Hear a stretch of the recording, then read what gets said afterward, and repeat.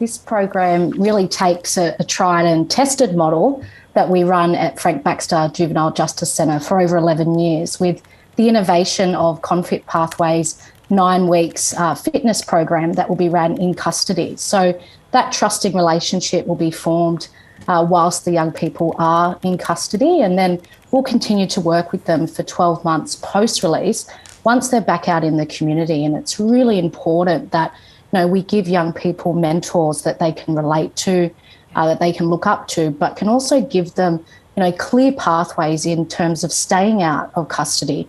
We know from our Standards 1 program that 80% of young people actually do not return to custody. So we want to scale that reach and impact to an additional 80 young people currently at Reebam and Cobby Juvenile Justice Centres. There will be some thinking, though, that a reformed inmate, is that the best mentor for someone who's, perhaps gotten into trouble at such a young stage in their life?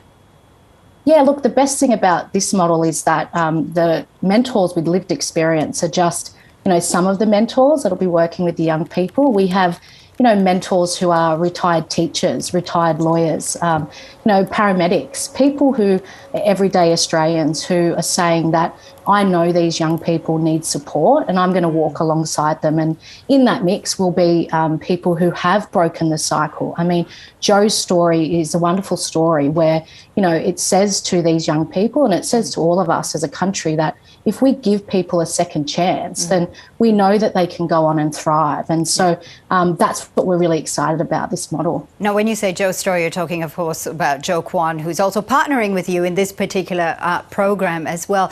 I'm interested too, April, that you actually have a very personal link to this program, don't you, given that your father had been incarcerated?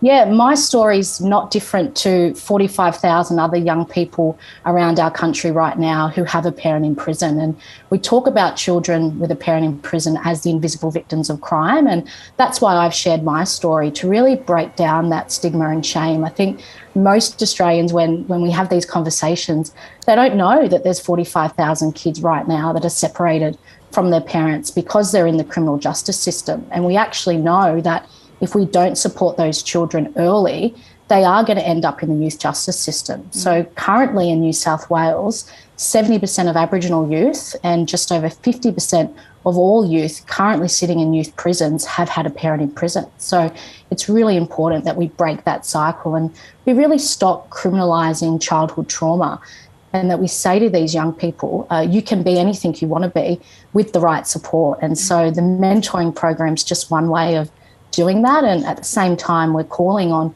the Attorney Generals in every state and territory to raise the age to follow the health advice that tells us that, young people actually don't have the cognitive ability to, be committed of crimes under the age of 14. And I think during COVID, we've all got used to following the health advice. And, it'd just be great in this situation if we also followed the health advice and raise the age and keep young people in community with their families and give them strong mentors.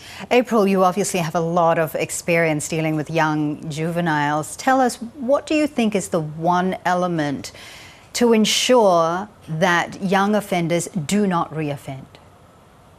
I think the key thing is high expectations. I think it's really important that we say to young people that you deserve support and that you can be anything that you want to be, and having those high expectations, and stop criminalising mental health issues or cognitive impairment and the childhood trauma that a lot of these young people have suffered through abuse and neglect, and actually showing them through these strong role models that you can break the cycle. You don't have to become entrenched in the criminal justice system, and as a community that, we walk alongside you and that we will support you.